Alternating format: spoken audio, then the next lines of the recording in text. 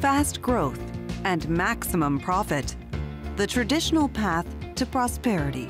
But now, skeptical voices are growing louder.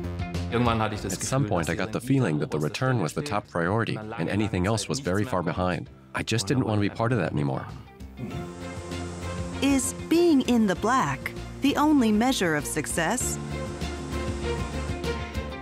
What about investments that also do some good? With every euro, every German investor who invests in our projects can save CO2. Investing money differently, spending money differently. Success isn't to be measured in profit alone, but also in its positive effect on society. This top-down imposed economy is not right for us, and we have bigger goals than that, and we're going to roll up our sleeves. How might it look, this new idea of prosperity?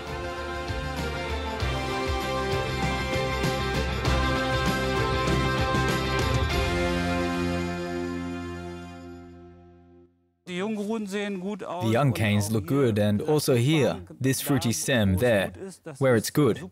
That's super, and it all tastes good too. The really plump ones are down here. This is the juiciest one. I think I have to eat it now. You have to eat them yourself? Brothers Klaus and Andreas Engemann have a mission. Fruit and vegetables from their farm should taste good and do good at the same time. At their family farm in Villabad Essen, in the district of Höxter, it's not just about financial gain. They are more concerned with other values. Nature conservation, for example. It's why they rely on organic farming, and they work closely with regional partners. That's what we want, the special closeness and cooperation with the regional food producers, who we also supply with our fruit. A profitable business, which also benefits society and the environment, isn't just the Engemann's objective, it's also the goal of the economy for the common good. The idea originated in Austria in 2010. Now, more and more companies in Germany and around the world are being certified under the common good economy, like the Engemanns. Yes, we've drawn up a common good balance sheet. This is new for the company. We can now make the values which we've developed and lived over the years transparent to our customers or to anyone who's interested. The common good balance sheet shows how well a company promotes the common good across all areas of the business. The Engemanns not only grow raspberries, strawberries, and other fruits and vegetables, they also sell their own produce along with that of other organic farms. They supply regional shops and sell at local markets. Julia Engemann, Andreas's daughter, manages the direct marketing. These are our own tomatoes from our greenhouses.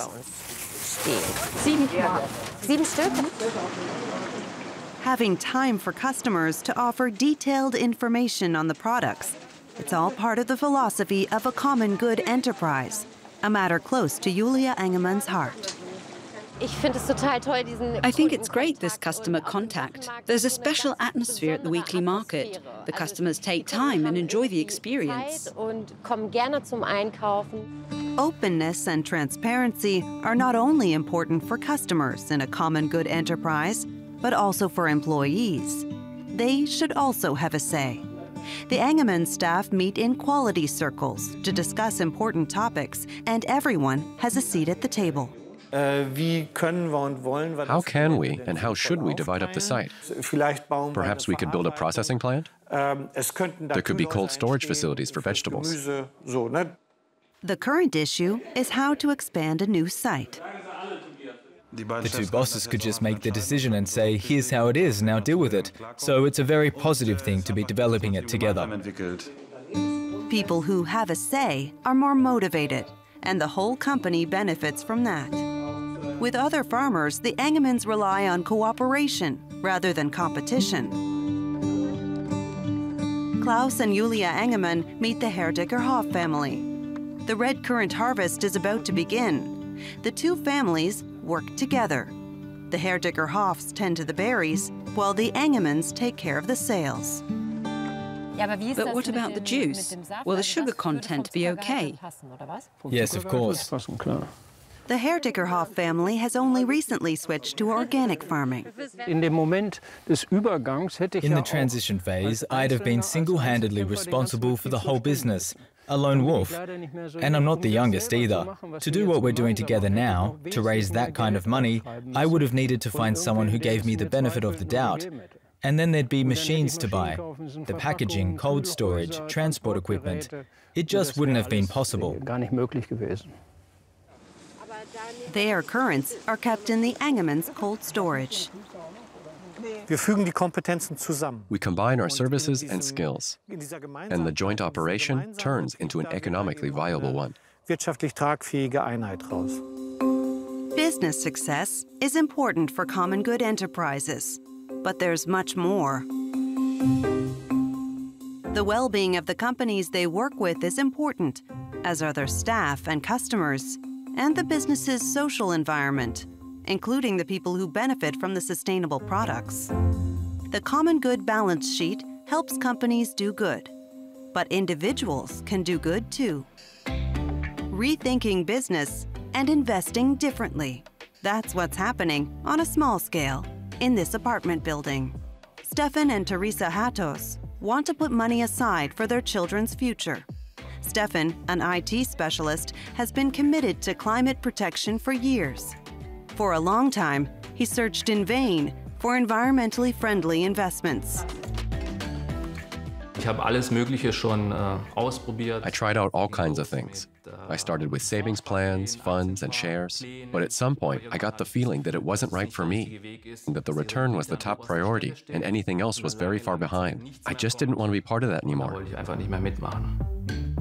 Investing money profitably and protecting the environment at the same time. Stefan Hattos found what he was looking for on the internet, in a project in Kenya. There, in rural areas in particular, most people still cook on open fires and consume large amounts of charcoal.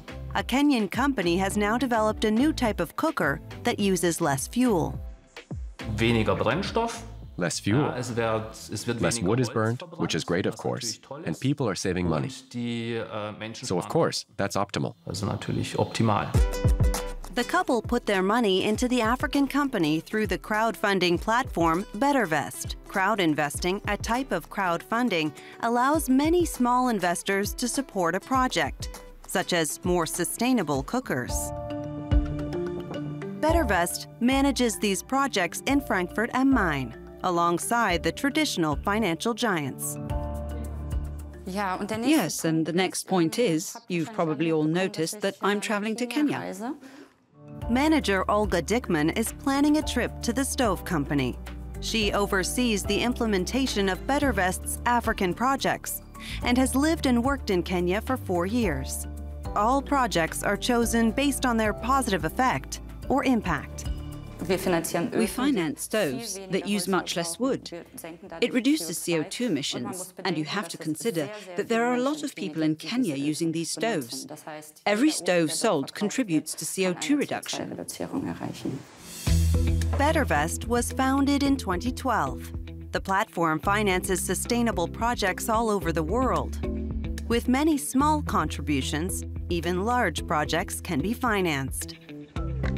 We have the grey bar, which represents the total amount needed for the project, and the blue bar shows where we are at the moment. It moves to the right, and when we get to the far right, we're done, and the project is funded.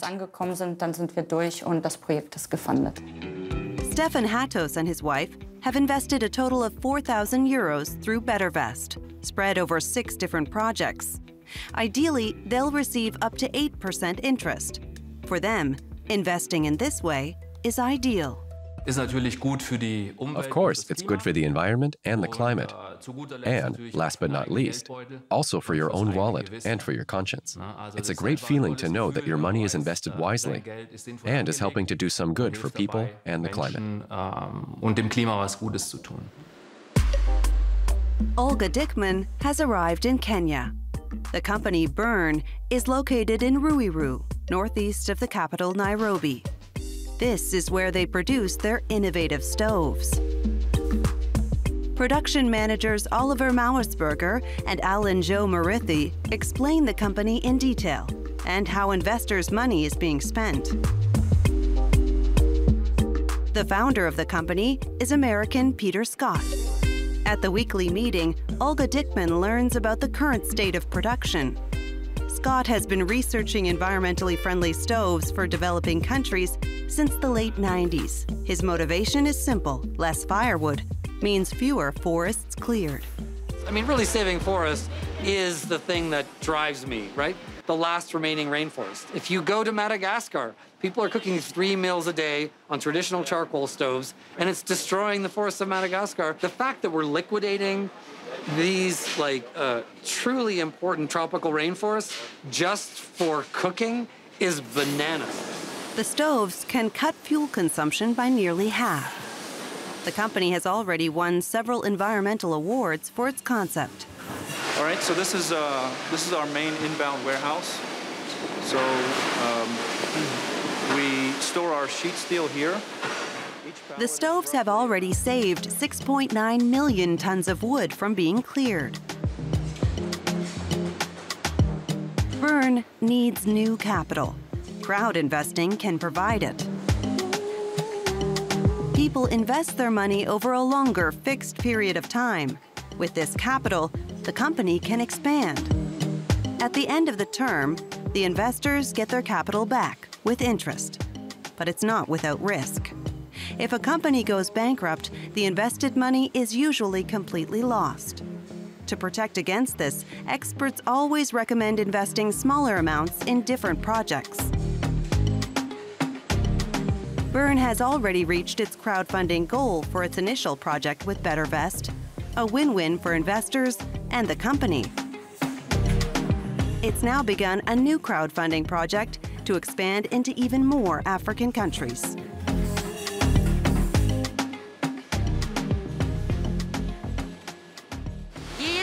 With every euro, every German investor who invests in our projects can save CO2.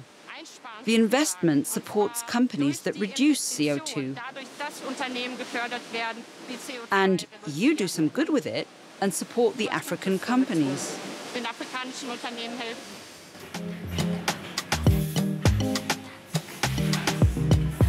Each cooker can reduce CO2 emissions by up to 2.3 tons per year, which is roughly the amount of CO2 a German household produces annually for electricity and heating.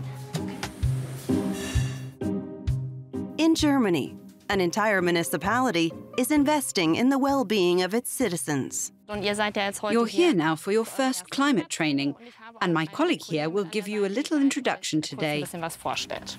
Jana Balkman is a climate trainer. She was trained for 1 year by City Council in how to make Münster households more climate-friendly, from cooking to heating to shopping. You're all going to get a handout like this one in a moment. This is the training circle. It would be great if you could bring it with you to the next meeting. It's a kind of to-do list, a reminder that you're a participant in this project. It's the first meeting. The participants are a mixed bunch. Teacher Fabian Remke's expectations are high. With the expectation that I'll get my ass kicked a bit, as the saying goes, and those things that I already know I can improve, I'll be more likely to finally do them. Jana Balkman is here to help. She passes on everything she has learned in her climate training to the participants. She works on a voluntary basis, and the climate training is free for all. Maika Schulzig knows a thing or two about how to achieve a more climate-friendly household. She owns 2 zero-waste shops in Münster, specializing in environmentally friendly alternatives to ordinary household items. These are shampoo bars, which is really shampoo pressed into solid form. The water is missing. You apply it like so. Small changes in the household with a big impact. In a model experiment, Münster residents were able to save around 2.5 tons of CO2 per household in 1 year through climate training. Extrapolated to all households in the city, that would be the annual CO2 emissions of around 170,000 cars. We've got to do something. We can't deny climate change anymore, and something just has to be done. And it makes sense for the local authorities to take the reins a bit, because they're in a position to reach a lot of different people. All the threads of the climate training come together here in the Coordination Office for Climate and Energy, or CLENCO for short. Okay, let's move to the point, state of the projects. Climate trainers? Munster has been a pioneer in municipal climate protection for decades and has received several awards for its ideas. Matthias Peck is the head of CLENCO, and he has big plans. Instead of municipal directives, he wants to encourage citizens to become active themselves through projects like climate training. He's doing the same with the city's businesses. What can you do to contribute to CO2 reduction? How can you change production processes? How can you save resources? We provide advice on such topics, and the companies are usually very grateful because, of course, they can't be expected to have this knowledge in a completely unrelated sector. For example, at this glass and mirror company. It starts with a bit of detective work. Energy consultant Marcel Stuer has examined everything that consumes energy and considered what could be changed. He's taken a magnifying glass to the entire company. From the base year 2014, we had about 9,750 euros in energy costs for heating here, and we're now at a constant 7,800. That's a cost savings of almost 20%. The new pellet heating system saves the company almost 2,000 euros a year in heating costs. Pellet instead of gas heating. Just one example. The energy audit, which company boss Ingo Niggemann had commissioned, identified one of the company's biggest energy guzzlers.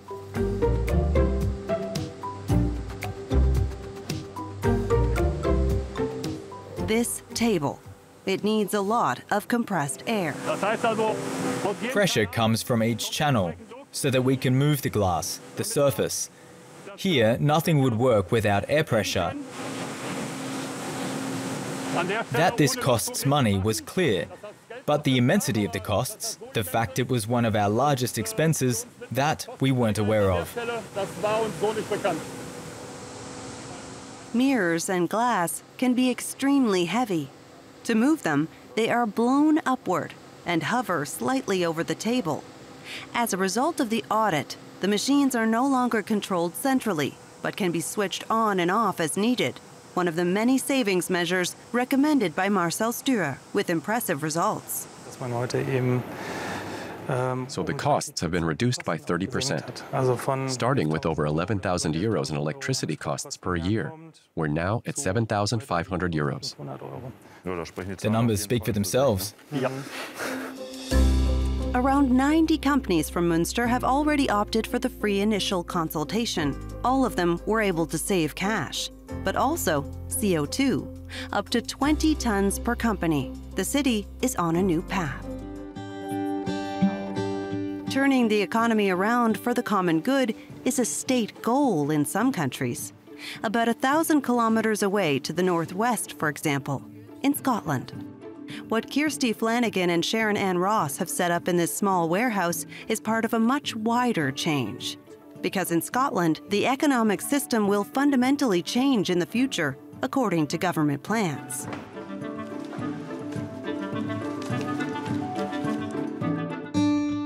The two women live in the Glasgow suburb of Linwood. Decades ago, many people moved here to work in the small town. But the big companies closed down and people were left behind. To improve life in Linwood, a group of women set up their own foundation and asked residents what they wanted. People wanted somewhere, obviously, that they could shop that was low cost but high quality produce of fruit and veg. There wasn't anything at that point in time in Linwood. Our town centre had obviously, you know, most of the shops had shut down over a period of, 15 years. Linwood comes as a deprived area on the social scales, so people can struggle. And some people, a lot of working people, but maybe on low incomes, so it's difficult to manage everything.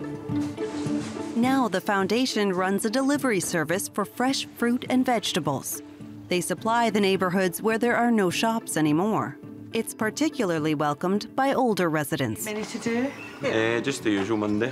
Right, you have a nice day. I will do. See you later, Norma. Right, I'll see you later. Scotland supports many such non-profit projects that benefit people and nature. They want the economy to be more than just profit-oriented. The government aims to transition to a well-being economy, an economy for the common good. To this end, they're promoting local investment, local jobs, and shorter supply chains.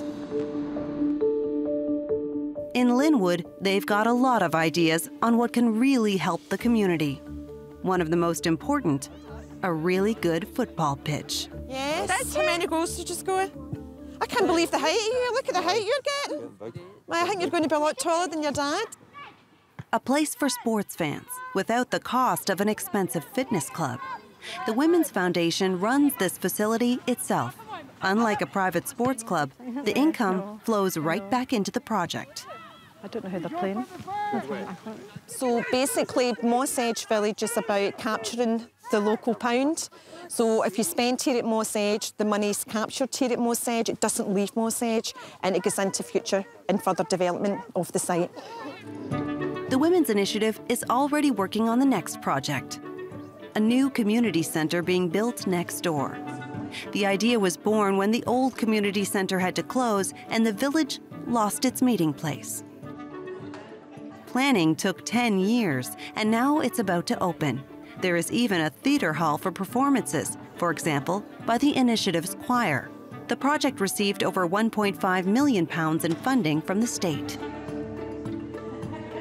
A lot of the funding that comes from the Scottish Government have given us a lot of funding for the centre, for the build of the centre and for the fit out of the centre as well, just through different funding streams that we were able to apply to. The plan is to spread the concept of the well-being economy throughout the country. Political scientist Catherine Trebeck from the organization Wellbeing Economy Alliance is working towards this in Glasgow. An international project was launched in 2017 here at Glasgow University. A group of academics and politicians from around the world were huddled in this little room talking about forming an alliance, a group, a partnership that has eventually become known as the Wellbeing Economy Governments Partnership. 5 countries have joined forces to align their economies with the common good. In addition to Scotland, Finland, Wales, Iceland, and New Zealand have signed on. Catherine has also been advising the Linwood Initiative for many years. This building, but the work behind it and the organisation, the people behind it, just embody what a wellbeing economy is about, because it's people saying this top-down imposed economy is not right for us, and we have bigger goals than that, and we're going to roll up our sleeves. The new community centre also has a small restaurant so that local residents can eat well and cheaply. In addition, the cook trains young people so they gain skills for the job market. It just keeps it circulating, just keeps the money here, and then it sparks more businesses, and it just is a beautiful, virtuous cycle. Thank you. For Catherine Trebeck, such initiatives make the difference that business and politics have until now barely considered. Because in most countries, what they do for the community isn't measured. GDP won't smile if people are coming to this centre, watching their kids play football, chatting to a friend on the sidelines, having a coffee, supporting someone who's maybe going through a tough time. None of that will add up to GDP, but all of it makes such a massive difference to the quality of the community and people's lives and their sense of whether they can cope. That's why this well-being economy in Scotland wants to measure not only finances in the future, but also whether children are growing up happily, how just society is, education, environmental protection, and much more. All this should be accounted for in a state balance sheet. These new indicators will be another component of the Scottish economy in the future. Linwood has become a confident community with prospects, and the football pitch is just one part of that. I meet a lot of friends here, and I get a lot of friends here. And I like to play with my friends here at the football, and I like it.